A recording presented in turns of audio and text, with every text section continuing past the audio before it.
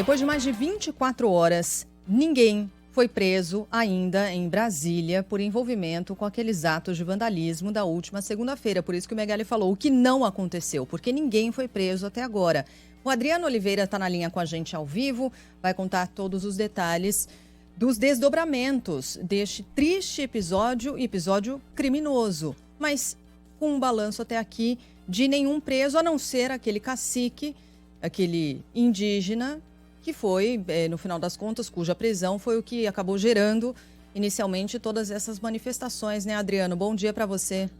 Bom dia, Sheila. Bom dia a todos. Exatamente. Só José Acácio Chavante, que foi preso na última segunda-feira pela Polícia Federal e que continua preso lá na sede da Polícia Federal. No mais, o que a gente ouve das autoridades até agora é só: estamos investigando, não há ainda prisões, temos as imagens, temos todas as cenas e a polícia está fazendo a investigação para se chegar aos criminosos. Só que é interessante que nesse processo todo, como falávamos ontem, é que tivemos vários flagrantes ainda na noite de segunda-feira e não teve nenhuma prisão de lá para cá, e até agora a polícia e a Secretaria de Segurança não conseguem ainda fazer as prisões desses atos criminosos que tivemos aqui no Distrito Federal. Os manifestantes, só relembrando o caso, eles atearam fogo em veículos, objetos, tentaram jogar um ônibus de um viaduto e ainda espalharam botijões de gás pelas ruas. O futuro ministro da Justiça afirma que a Polícia Federal está investigando os responsáveis pelos atos aqui na capital federal. Flávio Dino disse que o grupo de transição está fazendo o possível, no entanto, algumas medidas só podem ser adotadas a partir de 1º de janeiro. Que esses grupos extremistas são cada vez menores, embora cada vez mais radicalizados, porém não terão força, e aquilo que nos cabe fazer agora está sendo feito. O presidente Lula sabe. Ele, claro, que me cobra todos os dias. Todos os dias são segundas-feiras para quem trabalha com o presidente Lula. Ele cobra. E nós temos feito, a Polícia Federal, as representações cabíveis no momento. Agora, no dia 1º de janeiro de 2023, aquilo que não pôde ser feito nesses 15, 20 dias, será feito. Porque não é apenas uma orientação política democrática, é um imperativo da lei. O Ministério Público pediu informações sobre a atuação da Polícia Militar durante os ataques. A Secretaria de Segurança Pública aqui do Distrito Federal diz que, para não acirrar ainda mais os ânimos, a PM atuou apenas para dispersar os grupos de vândalos. Ontem, a Justiça decidiu manter preso o indígena bolsonarista José Acácio Chavante por envolvimento com atos antidemocráticos. A prisão dele foi solicitada pela Procuradoria-Geral da República e aceita pelo ministro Alexandre de Moraes, do Supremo Tribunal Federal. O indígena convocou pessoas armadas para impedir a diplomação do presidente eleito Lula e do vice Geraldo Alckmin, a cerimônia que aconteceu segunda-feira. E para o morador de Brasília, que ontem estava tendo dificuldade para acessar a esplanada dos ministérios, hoje já tem liberação, pelo menos até o que a gente chama Praça das Bandeiras, que é na altura do Congresso Nacional. Ali na altura do Congresso Nacional continua o bloqueio que já vem desde o período das eleições. Foi um bloqueio feito pela Secretaria de Segurança Pública do Distrito Federal para proteger exatamente aquela área, Supremo Tribunal Federal, o Palácio do Planalto e o Congresso Nacional. Teve por um período ali de dias que foi liberada a via para que os carros pudessem passar por aquela região. Então, aquele ponto onde a gente chama da Praça das Bandeiras, que é próximo ao Palácio do Itamaraty, Palácio da Justiça, em direção à Praça dos Três Poderes, esse tem bloqueio de carros. Então, só a pé que as pessoas conseguem acessar. Porém, o bloqueio que vinha mais um pouco acima, que era no início da esplanada dos ministérios, logo na saída da rodoviária, do que a gente chama aqui do plano piloto, esse o fluxo já voltou ao normal. Então, por exemplo, os trabalhadores conseguirão chegar hoje mais próximo dos ministérios, aqueles que têm necessidade do transporte público, ou seja, do transporte de ônibus. Sabe algo que me assustou Que país agora? somos? Desculpa, não, Megali, Diga, rapidinho. Adriano, você disse que espalharam botijão de gás pelas ruas também. Pensa no potencial que isso tem para ferir as pessoas. Cara, isso é absurdo, é coisa que a gente não observa nem em protesto do tipo mais violento que a gente já assistiu em outras situações, né, Megali? Eu achei isso assustador, potencial para matar, potencial para mutilar, para ferir, e pessoa que não tem nada a ver com esse tipo de mobilização, né, Megali? Desculpa te interromper aí. Não interrompeu, é que a gente tem uma diferença de tempo aqui e a gente acaba se esbarrando mesmo.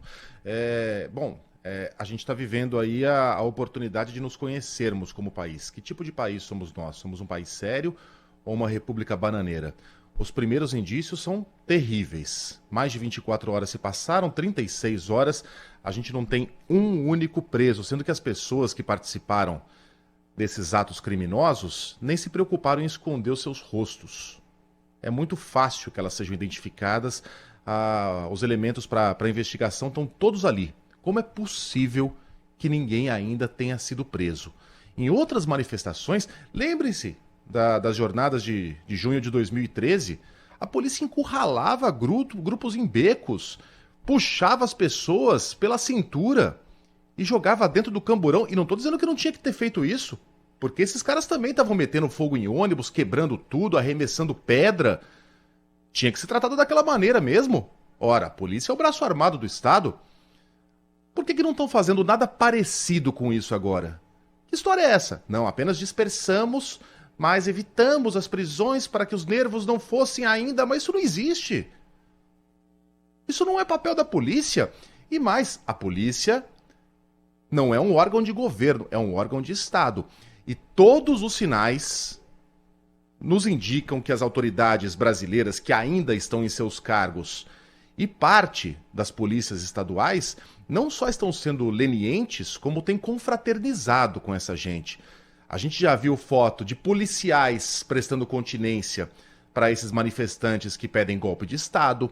A gente já viu imagens de policiais se alimentando nessas tendas que foram montadas em Brasília, né?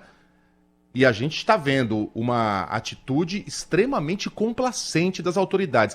O presidente acha que é razoável não dizer uma palavra a respeito de Brasília pegando fogo debaixo do nariz dele. Ele participou ontem de uma cerimônia, uma cerimônia protocolar lá sobre a Marinha, não falou uma palavra a respeito do assunto. Aliás, não falou uma palavra sobre nada. O discurso dele foi lido. Provavelmente nem foi ele que escreveu. O ministro da Justiça vai lá ao Twitter e trata o assunto como se fosse uma briga de vizinhos, sem nenhum peso. Não aparece para dar entrevista, escreve ali um tweet como se quisesse tirar o assunto da frente dele. O presidente da Câmara dos Deputados vem dizer que até então os protestos haviam sido pacíficos. Pacíficos o escambau. Pego emprestado aqui o preciso raciocínio do Reinaldo Azevedo. Você protestar por golpe de Estado, por intervenção militar, por si só já é uma violência contra a República, contra a democracia, contra as instituições. Seguindo aqui o raciocínio do Reinaldo, seria razoável você protestar pacificamente para que todos os negros brasileiros fossem colocados em campos de concentração, presos ou deportados, para que buscássemos uma raça ariana aqui no Brasil? Seria pacífico? Seria pacífico eu acampar em frente a quartéis pedindo para que mulheres tivessem seus direitos negados? Para que judeus fossem expulsos do país? Como é que o presidente da Câmara dos Deputados tem coragem de dizer que esses protestos eram pacíficos? E continuam lá. O presidente da República abrigou um dos líderes desses golpistas em pleno palácio. Um cara que tá numa cadeira de rodas, se diz paraplégico, mas toda hora tá cruzando a perna. Empurra a própria cadeira com os pés. E essa gente não enxerga o que tá debaixo do um palmo do nariz delas. É uma gente que tá vivendo em outro planeta. A gente vai deixar esses abilolados fazerem o que bem entenderem com a capital? Estamos esperando quantas mortes? Estamos esperando que isso se espalhe por quantas outras capitais brasileiras? Volto ao raciocínio de ontem. Em 72 horas, já havia uma centena de invasores do Capitólio nos Estados Unidos, no dia 6 de janeiro, atrás das grades. O número das pessoas que foram processadas, já julgadas, e que até hoje estão na cadeia, somados, passa de 1.000. Autoridades vão ter de responder também pela sua participação ou pela sua inação diante do que aconteceu nos Estados Unidos. Os americanos deram sua resposta. A polícia e a justiça agiram como órgãos de Estado e não de governo. A gente está se mostrando até agora, 36 horas já se passaram, uma república bananeira. É extremamente lamentável o que a gente está vendo em Brasília. Adriano, obrigada, viu, pelas suas informações. Havendo novidade, prisões, por exemplo, espaço aberto aqui para a nossa equipe em Brasília voltar a esse assunto. Até mais, bom trabalho. Até mais, uma ótima quarta a todos. Obrigada. Bom, só para trazer aqui um contraste, né, do que acontece ou não acontece agora em Brasília, eu separei uma reportagem publicada pelo Metrópolis que traz uma outra realidade, né, em um outro estado brasileiro. Até dividi aqui com a Sheila, com o Megali. Aconteceu em Cuiabá. 2 jovens foram presos pela Polícia Militar, isso foi na segunda-feira, dia 12, depois de filmar 2 agentes, 2 PMs fardados almoçando em um acampamento bolsonarista em Cuiabá.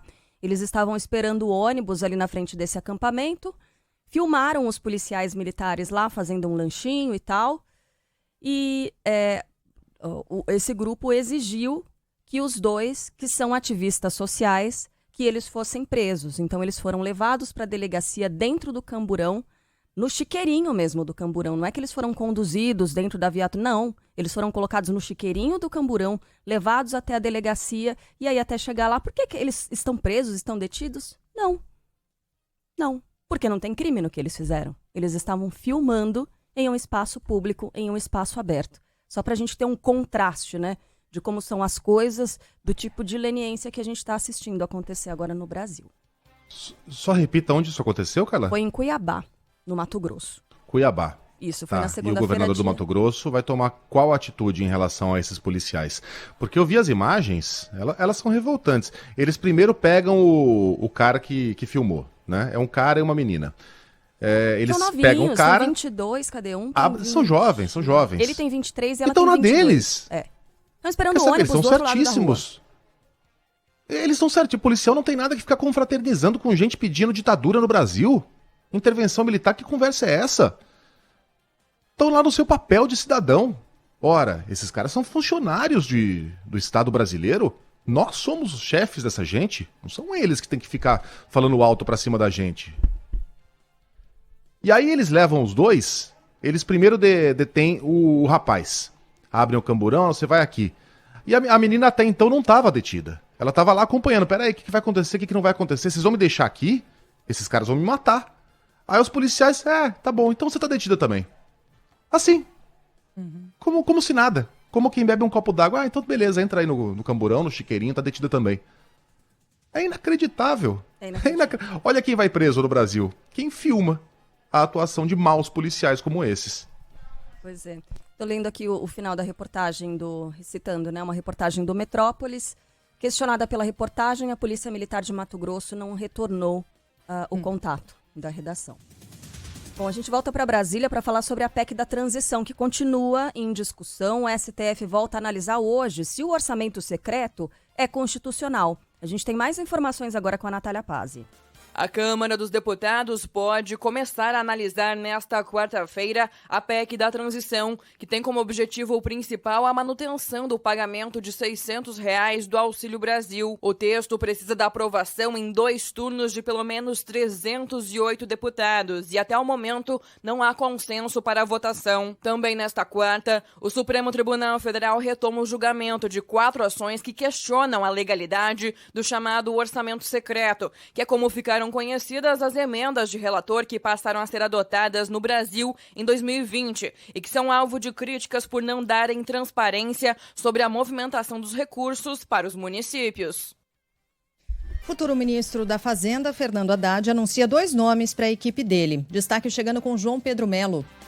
Após ser indicado pelo presidente eleito Lula, o futuro ministro da Fazenda, Fernando Haddad, já começou a formar a equipe econômica do próximo governo. Dando início aos trabalhos, o economista Gabriel Galípolo será o secretário executivo do ministério, ou seja, o número 2 da pasta. Além disso, o economista Bernard Api foi convidado para ser secretário especial para a reforma tributária, que deve finalmente sair do papel após mais de 3 anos. Em conversa com a imprensa, o futuro ministro da Fazenda, Fernando Haddad, apontou que a intenção do governo é discutir também a criação de uma nova âncora fiscal para o país.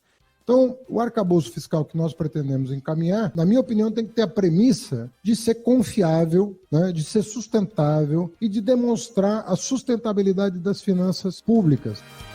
O ex-ministro da Fazenda, Maílson da Nóbrega, acredita que Gabriel Galípolo, como secretário executivo da Fazenda, pode sim ajudar com um canal direto entre o novo governo e o mercado financeiro. Ele destaca, no entanto, que o ex-banqueiro tem algumas visões consideradas por ele ingênuas, como, por exemplo, a defesa da criação de uma moeda única no Mercosul.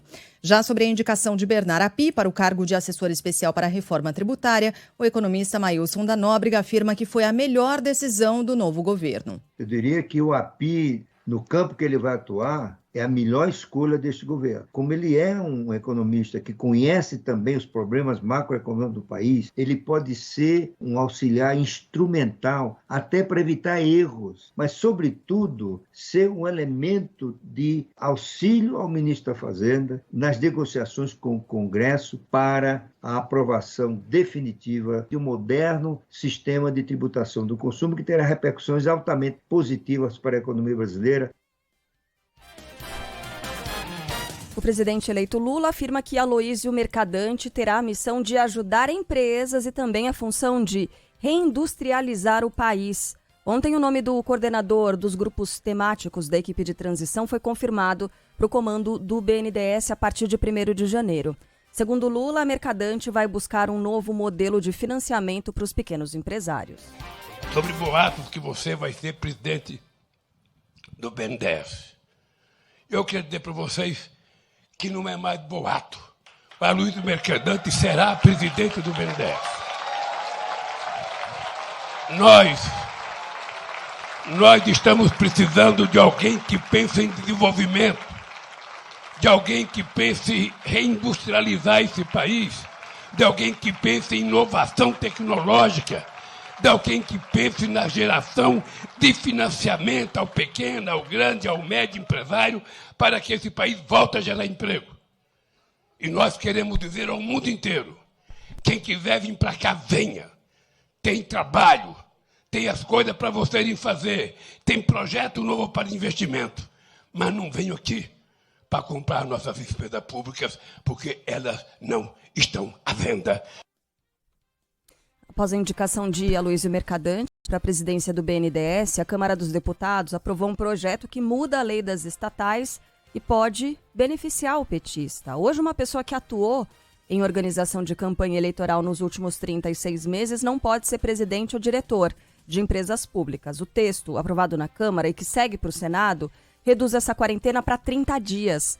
Aloysio Mercadante diz que não exerceu nenhuma função remunerada na campanha de Lula e que apenas colaborou com o programa de governo, o que não está incluído na lei das estatais. Mas a gente lembra, no debate da Band, ele estava aqui, né? Exatamente. Só estava ali a alta cúpula da campanha. E agora, o Mercadante estava aqui. E nem teve disfarce nisso, aliás, né? Para incluir esse jabuti, né? Nem teve disfarce. A emenda está sendo chamada já de emenda Mercadante, né? Porque houve uma alteração na lei das estatais, olha o tamanho da coisa, para acomodar o Aloysio Mercadante na presidência do BNDES, minha gente. É disso que a gente está falando. Como explicou a Carla, hoje a lei veda a indicação para o Conselho de Administração, para cargos de diretor, inclusive presidente, diretor-geral, enfim, de pessoas que tenham atuado nos últimos 36 meses, como participante de estruturas decisórias, né? Digamos assim, de partidos políticos, enfim. Então, esse prazo cairia para acomodar Aloysio Mercadante. Estava vendo de quem é esse texto, projeto relatado pela deputada Margarete Coelho. Quem é Margarete Coelho? Braço direito do presidente da Câmara, Arthur Lira, que tem todo o apoio do presidente eleito, Luiz Inácio Lula da Silva. Como esse apoio caiu bem, né? Como já consegue benefícios depois que você apoia a candidatura de Arthur Lira, né? Esse é um deles. Ela foi a responsável por incluir ontem a alteração envolvendo cargos de presidência e de diretor nesse texto substitutivo aprovado. Ainda falta uma outra aprovação para valer, mas é isso aí. Não é um começo bonito, né? Não. É você alterar uma lei para acochambrar um aliado do presidente que está ali mais por, digamos, fidelidade do que pelo seu currículo. Porque o currículo do Aloysio está muito mais ligado à tragédia econômica do governo Dilma do que os bons anos de Lula 1. né? Inclusive o Aloysio ficou de fora do governo Lula. Eles não eram próximos. Só que o Aloysio foi muito fiel ao ex-presidente enquanto ele estava na cadeia, participou da campanha, teve um papel importante na transição. Então ninguém imaginava que ele fosse ficar de fora de algum ministério. Mas quando a gente lembra de Aloysio Mercadante, a gente lembra do pacote Dilma-Guido Mercadante, que nos levou à pior recessão da história do país. E ocupando um cargo que, além de ter uma importância vital, tem todo o simbolismo de ter sido um dos centros daquela tragédia. Ao escolher a política de campeões nacionais, ao oferecer juros baratos às custas do Tesouro, né? Do financiamento a projetos a países amigos, na África e na América Central. Então, quando as duas coisas se juntam, não é um começo muito auspicioso. Pessoas mudam, pessoas evoluem, pessoas aprendem. O Aloysio está dizendo que vai trabalhar respeitando as regras fiscais, o equilíbrio fiscal, mas o histórico dele e o discurso ontem de Lula, né, bastante para o lado desenvolvimentista, não indicam que será o caso. Toda a sorte do mundo para o Aloysio, porque a sorte do governo é a sorte nossa. Mas não é um começo muito bonito de se ver. A gente ouviu agora há pouquinho a análise do Maílson da Nóbrega falando sobre as indicações de Fernando Haddad. O ex-ministro da Fazenda afirmou também que a escolha de Mercadante para a presidência do BNDES é um erro. Para o economista, Mercadante está preso a ideias atrasadas e a reação negativa dos mercados é sim justificável. O BNDES continua, sim, relevante, mas é um retrocesso pensar que o BNDES pode voltar ao papel que ele teve no passado de dirigir os investimentos, de influenciar a escolha das empresas, de dizer o que é melhor para as empresas e para o país. E nisso ele cometeu muitos erros e muito desperdício. É por isso que o mercado se assusta com o Mercadante no BNDES. O Mercadante tem visões desenvolvimentistas ultrapassadas, digamos assim, né, de uma forte intervenção estatal que ficou para trás. A terça-feira em Brasília ainda teve a confirmação de Margarete Menezes como nova ministra da Cultura. Também houve o fim dos trabalhos da equipe de transição com a entrega de um relatório ao presidente eleito Lula. O petista disse que uma das primeiras medidas a serem adotadas pelo governo dele será de criar um programa nacional de escola integral. Eu quero, no dia da minha posse, assumir um compromisso com a educação básica neste país, com o ensino fundamental deste país. Não é possível que a gente não compreenda a necessidade desses meninos ter escola de qualidade, dessas meninas ter escola de qualidade, inclusive escola de tempo integral, que nós vamos fazer todo o esforço possível para que esse país tenha escola de tempo integral, porque além de cuidar melhor da educação, a gente vai ter como resultado menos violência e menos vítimas na rua, porque as crianças estarão protegidas dentro de uma escola aprendendo alguma coisa. Olha, isso é unanimidade. Aí, independentemente da pasta, a gente sabe desde sempre que investir em educação é o que vai mudar as coisas, né? É você injetar na base de tudo o nosso desenvolvimento. Tem sim que investir em educação. E aí, independentemente da linha ideológica, né? Pode ser da pessoa mais voltada ao Estado maior, da pessoa mais ligada ao liberalismo econômico. Educação é a chave. O nome do novo ministro ou ministra da Educação ainda não foi anunciado pelo presidente Lula. Segundo o jornal Estado de São Paulo, o convite foi feito ao ex-governador do Ceará, senador eleito Camilo Santana, do PT. No entanto, o político defende que a escolha seja pela atual governadora cearense, Isolda Sela, que era do PDT. Camilo seria um nome para agradar a base petista que não quer o nome de fora do partido na pasta, mas ele teme o desgaste ao ficar com um cargo em que uma mulher está sendo cotada.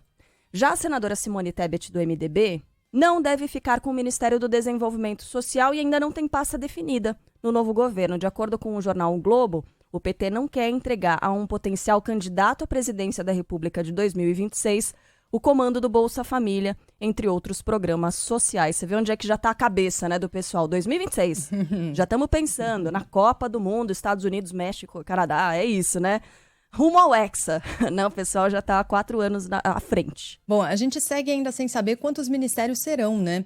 Há uma expectativa nos bastidores em Brasília de que sejam 35 ministérios ao todo, mas ainda faltam confirmações importantes. Não há ainda indicações importantes, entre elas a confirmação aqui no Ministério da Educação, por exemplo, uma pasta fundamental, essencial, enfim, mas a previsão é de que sejam 35, até para acomodar. A gente já falou aqui de ala política, a ala mais próxima do presidente eleito Lula, mas também as pessoas que fizeram a composição dessa frente ampla. O curioso é, qual foi a principal figura, né, simbolizando essa frente ampla? Simone Tebet, que até agora não tem nenhum ministério. Tá esquisito isso ainda, né? Mas, enfim, vamos aguardar nos próximos dias para saber se haverá algum ministério também a ser ocupado por Simone Tebet. Vamos falar agora de Petrópolis. É pirão demais para pouco peixe, né, Sheila? Pois é, porque o presidente tem que acomodar o PMDB, mas o PMDB não considera que Simone Tebet seja uma indicada do partido. Não. Simone Tebet é da cota do Lula. Cota pessoal. Grupos identitários não consideram que Simone Tebet preencha uma das vagas para mulheres, por ser de um partido, etc., não ser uma... Então é complicado, né? Tá sendo difícil acomodar todo mundo que fez parte daquilo que durante a campanha se chamou Frente Ampla. Por enquanto, a gente está vendo um governo muito com a cara do PT e nada com a cara da Frente Ampla que foi anunciada. Deixa eu só, rapidinho, antes da gente mudar de tema, só agradecer a todos os ouvintes que estão escrevendo. E assim, o fato de a gente estar recebendo porrada e pancada de todos os lados é um sinal de que talvez a gente esteja no caminho correto. Chegou, faz o L. Estamos? Chegou, não aguento mais ouvir vocês estão criticando um governo antes mesmo de começar. Chegou, eu vou parar de ouvir a Band News FM porque vocês estão dando crédito para um cara que blá, blá, blá. Então, assim, acho que temos... né, algo aqui, a gente está falando sobre algo que está, pelo menos, motivando aí o pensamento das pessoas. É isso, gente. Estamos juntos, faz parte. Eu separei vários correios elegantes. É isso. Eu separei alguns correios elegantes exatamente nesse sentido. É isso aí. Tem gente falando, vocês estão falando muito mal do PT. Como assim? Porque, gente, pau que bate em Chico, bate em Francisco. A gente está falando disso aqui já tem tempo, né? Há alguns meses, Megali, a gente não ouvia, Megali e Carla, a gente não ouvia aqui aos montes, quero ver... né? Se quando esse novo governo começar, se vocês vão fazer o que vocês faziam com Jair Bolsonaro. O que vocês vão fazer quando o Bolsonaro não for mais presidente? Fazer o que a imprensa deve fazer, o que o jornalismo profissional faz, que é fiscalizar, vigiar. Ouvir vozes diferentes e trazer pontos aqui e sugestões de melhora, né? Eu espero que não precisasse ser tão assertivo quanto fomos com o Bolsonaro, porque o tamanho da crítica também vai de acordo com a ruindade, né, da figura. Se a gente tiver alguém que nos dê motivo para sermos tão, usando a palavra de novo aqui, tão incisivos quanto o Bolsonaro, a gente está lascado como país. Agora, às vezes, tem gente que se orgulha, né? Eu apanho de todo mundo, isso significa que eu tô no caminho certo. Não, às vezes o cara tá só errado mesmo. Mas, tá só errado. Mas eu acho que no nosso caso a gente tá no caminho certo, sim. A Fátima mandou assim, ó, Megali, até parece, nunca ouvi vocês falando mal do PT. Não. Tá bom, Você ouve a Band News desde quando, né? Porque a gente existe desde 2005. Se eu ganhasse R$1 para cada vez que a gente foi chamado de golpista, de fascista, de coxinha, de tucano. Mas vamos nessa? Vamos falar de Copa do Mundo? Posso antes trazer informação importante de Petrópolis, Megali? Porque isso tem preocupado tanto. Claro. E aí não vai ser por falta de aviso, minha gente, porque a reportagem aqui do Grupo Bandeirantes tem se dedicado, desde, infelizmente, aquela tragédia de 10 meses atrás, em que mais de 240 pessoas morreram em Petrópolis, tragédia que poderia ter sido evitada, e o que foi feito nesses 10 meses? Absolutamente nada. A chuva voltou com força e preocupa demais. Vamos até o Rio de Janeiro, a Gabriela Souza tem informação pra gente. O volume de chuva em Petrópolis, na região serrana do Rio, chegou a 70 milímetros em 1 hora. Ontem, o temporal alagou ruas, provocou enxurradas e interrompeu o trânsito na subida da serra, num dos principais acessos ao município. A prefeitura acionou as sirenes do bairro Independência e os moradores foram orientados a se abrigarem em uma escola da região que serve como ponto de apoio. Imagens gravadas pelos moradores de Petrópolis mostraram a lama seguindo em direção à Rua Tereza, tradicional ponto do comércio da cidade. A Defesa Civil chegou a recomendar aos lojistas do centro histórico O fechamento dos estabelecimentos mais permitiu a reabertura. As imagens são assustadoras, assim, cara, foi em fevereiro que a gente assistiu a tudo aquilo, não faz um ano que a gente teve 200 corpos boiando pela cidade de Petrópolis. Você lembra? A gente, todas as emissoras praticamente do Brasil se voltaram para Petrópolis e colocaram as suas bases lá para trazer o que estava acontecendo. Não dá, né, Sheila, para assistir a tudo acontecer de novo. É impressionante, nada foi feito em termos de obras, nem mesmo o prometido túnel extravasor que poderia conter uma parte da água e evitar que isso acontecesse. Infelizmente, a gente está entrando numa nova temporada de chuva forte, e a população fica nessa situação muito tensa, muito triste, porque de cara já lembra do que aconteceu em fevereiro e sem nenhum amparo da prefeitura, do prefeito desaparecido, o Rubens Bom Tempo, desaparecido porque nessas horas ele some, do governador Cláudio Castro. É impressionante como a população de Petrópolis ficou jogada à própria sorte. 7h36, Megali.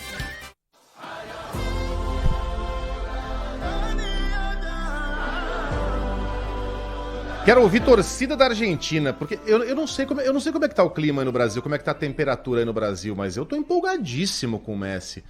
Eu tô triste, eu tô com um sentimento agridoce, né, de felicidade e gratidão por estar aqui tão pertinho do que tá acontecendo, mas ao mesmo tempo uma tristeza, porque vai acabar.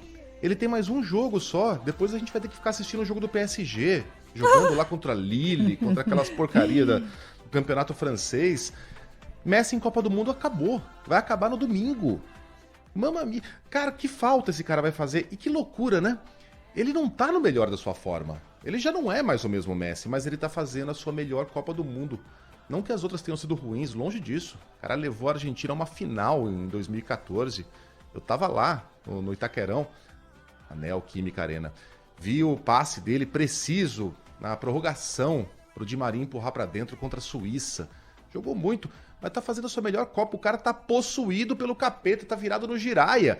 Tem torcida da Argentina? Tem gol do Marcelo Duó? Solta tudo aí, antes da reportagem, Carlinha. Vamos lá, vamos encher o rádio de argentinos. A arbitragem marca pênalti para a Argentina. Na dividida do jovem Julián Álvares com o goleiro. Messi respira fundo, olha para baixo. A expectativa de 47 milhões de pessoas. O goleiro Dibu Martínez está de costas para o gol adversário, não quer ver. Atenção, Messi, autorizado, partiu, pé direito, caçapa!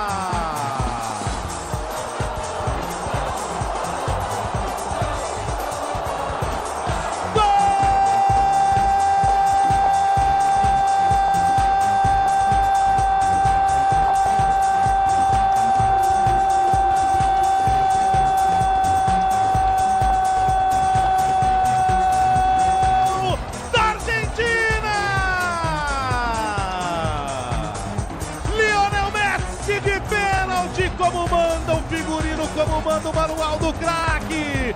Bate forte no ângulo, à esquerda do gol. Goleirão foi no canto certo, mas ela foi pelo alto, inapelável pro fundo do gol. A Argentina abre a lata da Croácia.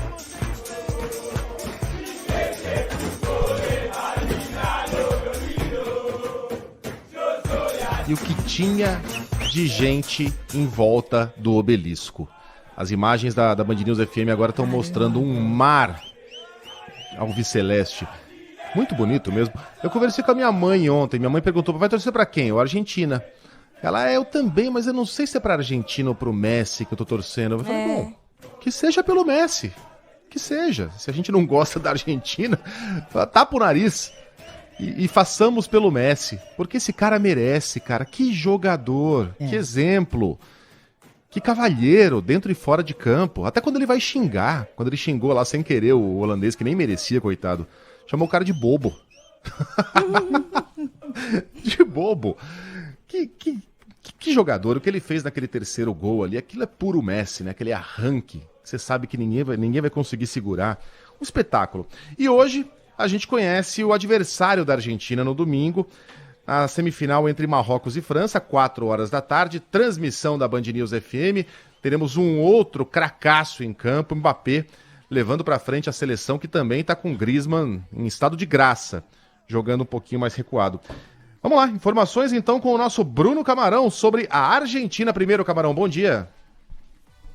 Tudo bem, Megali? Bom dia a você, a todos que nos acompanham aqui na Band News FM. Lionel Messi e companhia conduzindo a Argentina à 6ª final de mundiais na história, 1930, e aí 78 e 86, os 2 títulos dos hermanos até aqui, 1990, 2014 e agora 2022. Ontem o Messi chegou à 20ª participação em gols em Copas do Mundo. São 11 gols marcados e mais 9 assistências, colocando ele no principal patamar de jogadores em participações em gols em Copas do Mundo. Por exemplo, o Pelé, maior jogador da história, tem 19 participações em gols em Copas do Mundo. Tudo bem que o Pelé tem 19 participações em 15 jogos, um negócio avassalador, justamente por ser Pelé tricampeão do mundo com a seleção brasileira. Mas o Messi conseguindo acumular números absolutamente impressionantes num momento da carreira em que talvez muita gente não botasse mais fé.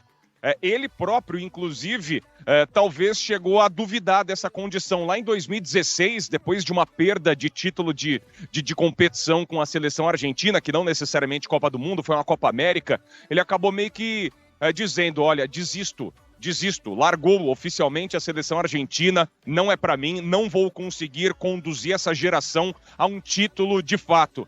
Não é que conseguiu o título da Copa América contra o Brasil no Maracanã, naquele fatídico jogo em que a seleção hermana do Scaloni venceu a do Tite, e agora está justamente a um jogo da conquista do 3º título mundial da seleção argentina. Ontem, bastante emocionado, o Messi falou sobre isso. O poder da fé dele mesmo, dos atletas, depois de uma derrota na estreia dessa Copa do Mundo diante da Arábia Saudita. Dali para frente, a Argentina caminhou com o peito erguido. Vamos ouvi-lo.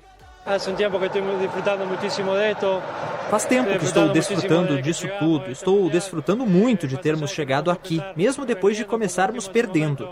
Eu sempre confiei que este grupo ia seguir em frente e pedi para que confiassem em nós, porque sabíamos o que somos. E este grupo é uma loucura. Conseguimos. Vamos jogar mais uma final. Mais uma vez a Argentina está numa final de Copa e vamos desfrutar disso tudo.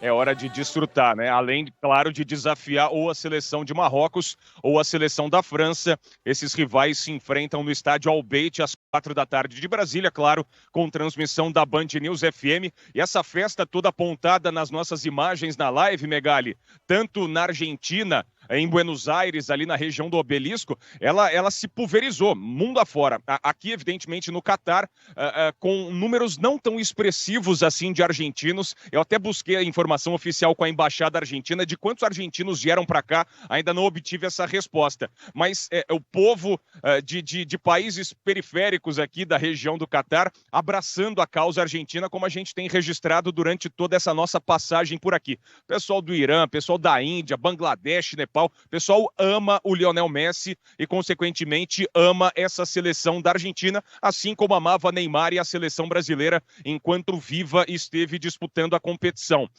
Naquela famosa Coab do Catar, lá em Al Janoub, um local um pouco mais distante, afastado do centro de Doha, a presença de argentinos também é muito forte. O pessoal está dormindo nesse instante. Eu tenho alguns informantes que me trazem informações muito importantes, evidentemente, e o pessoal está dormindo agora, mas durante toda a madrugada, o churrasco rolou solto e a festa com música, banda tocando. Os argentinos, os barras, se posicionando exatamente nessa acomodação mais popular.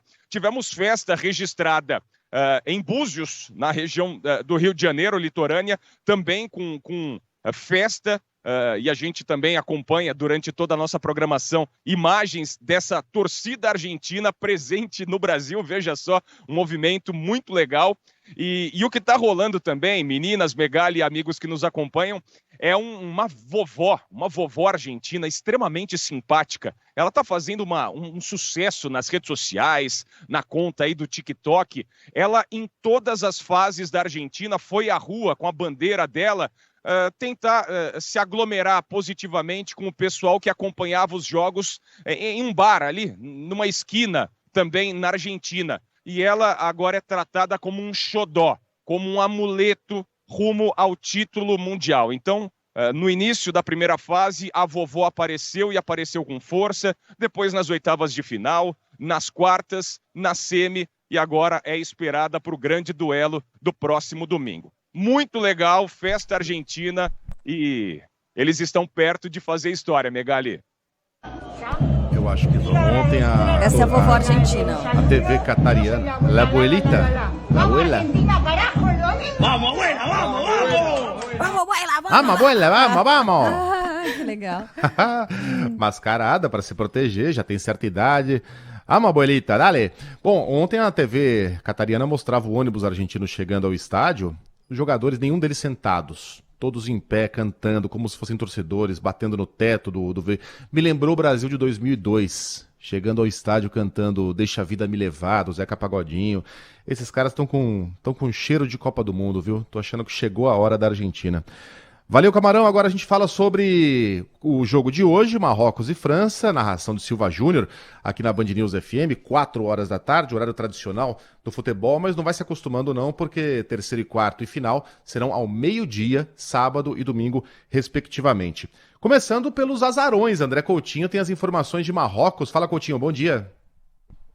Tudo bem, Megali? Ótima manhã a todos por aí no Brasil. Informações da torcida de Marrocos. A gente já tinha e vinha acompanhando uma invasão marroquina por aqui. E olha só, somente entre o sábado, quando o Marrocos se classificou diante de Portugal, e horas antes do jogo de hoje, mais de 5.500 torcedores marroquinos chegaram aqui a Doha, no Catar. Foram 30 voos, em princípio, anunciados pela Royal Air Maroc, a principal companhia aérea marroquina, em parceria com a Qatar Airways. Acontece que faltam ingressos, não há entradas. Ontem, o governo marroquino, em parceria com a federação local, acabou disponibilizando de grátis, minha gente, 13 mil entradas para os marroquinos. Estima-se que entre 10 e 14 mil marroquinos já compraram bilhetes, o que dá uma totalidade de quase 30 mil torcedores do Marrocos, num estádio que cabe 68 mil pessoas, o Al Bayt. Com isso, e temendo pela segurança, hoje eu conversei com umas 5 pessoas que procuram por ingressos aqui nas ruas. Temendo por isso, o governo do Catar pediu para a Royal Air Maroc cancelar 7 voos. Isso já está cancelado, já está no site oficial da empresa, prejudicando mais de 1.700 torcedores marroquinos que estão protestando no aeroporto de Casablanca, porque eles simplesmente não conseguiram embarcar e não vão embarcar, porque esses 7 voos foram cancelados. Mas 23 voos chegaram, mais de 5 mil torcedores, e, repito, estima-se que só entre marroquinos que vieram do Marrocos, fora de outros países, fora os que moram por aqui, mais de 25 mil em um estádio com capacidade para 68. Fora torcedores árabes que estão apoiando Marrocos. Vai ser realmente uma atmosfera extremamente interessante, um caldeirão hoje à noite no Al Bayt. Não será tarefa fácil para a França, não. Lembrando que ninguém fez gol em Marrocos ainda. O único gol que Marrocos levou do Canadá foi contra. Nem nos pênaltis Marrocos levou gol. Vamos ver se a França vai conseguir furar essa muralha. Informações da seleção francesa, então, liderada por Mbappé, chegando com a Aline Fanelli. Bom dia, bem-vinda de volta. Tá melhor, Aline? Oi, Megali. Bom dia para você, para Carla e para Sheila. Estamos indo, né? Estamos melhorando aos poucos por aqui. Vamos acompanhar essa partida entre França e Marrocos hoje. Como vocês estão dizendo, vamos ver se o Mbappé vai brilhar também, né? Ele que é um candidato a melhor jogador da Copa do Mundo, vem se destacando demais na equipe francesa e agora a expectativa é pelo futebol dele nessa partida de hoje. Já bateu o recorde como jogador com menos de 24 anos a marcar 9 vezes na Copa do Mundo, era um recorde do Pelé, o Mbappé já superou, ele tem a torcida do nosso rei do futebol, já enviaram mensagem um para o outro e fica hoje então essa expectativa para ver o desempenho da França, que chega a uma semifinal pela 7ª vez, nas 6 anteriores, em 3 conseguiu a classificação, nas outras 3 foi eliminada e vai tentar repetir um feito que foi do Brasil, né? O Brasil campeão em 94, chegou à final em 98 mais uma vez e aí perdeu justamente para a seleção da França e agora a atual campeã tentando repetir, chegando a mais uma final consecutiva. O técnico Didier Deschamps, ele teve alguns problemas para os treinamentos na véspera, né, dessa semifinal, alguns jogadores que tiveram sim sintomas gripais também, outros que não participaram dos treinos. O Rabiot, por exemplo, com sintomas gripais, é considerado dúvida ainda, mas a gente consegue tentar desenhar uma provável escalação dessa França de hoje com o goleiro Lloris, Koundé, Varane, Upamecano, Theo Hernandes, Tchouaméni, Rabiot, Griezmann, Dembélé, Mbappé e também o Giroud. E vocês falavam aí da seleção francesa, o desafio de marcar gol em Marrocos, né? O time da França diz que vai ser preciso muita paciência hoje, viu, Megali, para conseguir superar essa equipe que não leva gols. Só um na Copa do Mundo até aqui. Muito bem. Aline, beijo pra você, bom trabalho, até já. Então é isso. 4 da tarde, narração de Silva Júnior, conheceremos o segundo finalista da Copa do Mundo no Catar, França ou Marrocos, Marrocos ou França. Nos estendemos um pouquinho, em 7 horas e 51 minutos no Tudo Brasil, bem. 1h51 aqui em Doha. Valeu pelo cacófato da Aline Fanelli. Marca gol. É isso aí, vamos Brasil. Tadinha, tá toda se recuperando, aquela voz de pós-gripe dela, é né? Mesmo. Cara, olha, 7h51, em um minutinho tem ele, Milton Neves. Marrocos nunca ganhou a Copa. Nunca ganhou? Agora tem que marcar gol. É outro.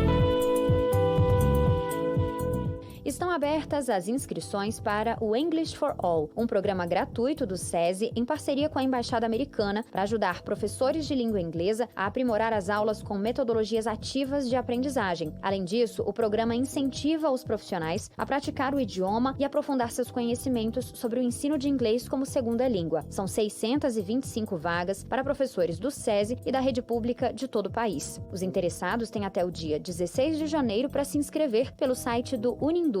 O curso começa em 30 de janeiro e vai até 7 de julho. Ao final, todos recebem certificados do SESI e da Embaixada Americana. Você ouviu o Boletim da Indústria Brasileira. SESI, Serviço Social da Indústria.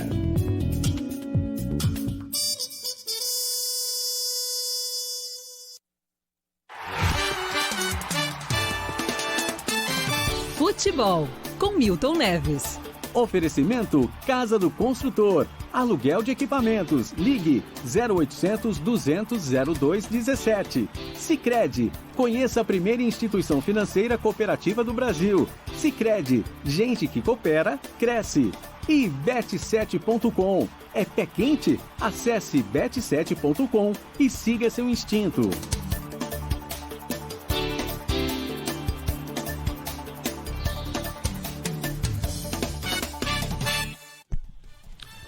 Fala, Milton, bom dia. Luiz Guilherme Megali, trabalho maravilhoso aí, ao lado da Carla Bigato, da Sheila Magalhães, Oi. nossa primeira-ministra, hein? E vocês até agora não falaram, ô Milton Neves, você acertou na mosca, hein? Ô, Milton Eu falei Neves. que a Croácia já tinha esgotado o seu estoque de milagres. O mesmo se aplica para a mais querida seleção do mundo, que é Marrocos. O mundo inteiro torce por Marrocos, mas hoje, o que vai acontecer? Eles vão perder para a França, que depois será campeão do mundo contra o time do Messi. E o Messi, hein? Joga pouco? Bem, concluindo, meus amigos, a Argentina é séria candidata ao título, é claro, porque só ela está definida. Mas agora vai ter a companhia da França. E a França será campeã do mundo. Vai ganhar hoje da seleção de Marrocos, a seleção mais querida do planeta. Se Marrocos ganhasse a Copa do Mundo, ou se ganhar, indo para a final e ganhando, olha, Marrocos viraria uma seleção brasileira de 70, num tal Pelé. Porque Marrocos é a seleção do mundo. O mundo inteiro torce por Marrocos. Só que não vai adiantar. A França vai ganhar. E a França depois vai perder para a Argentina. Eu tenho antevisão do fato. Eu não erro o palpite. Quem me acompanha sabe. Um grande abraço para vocês. Uma grande e maravilhosa quarta-feira, e nós voltamos depois, porque temos jogo hoje do querido Marrocos jogando contra a seleção muito boa da França. E olha que estão 8 titulares machucados, a Benzema e companhia limitada. Um abraço para vocês.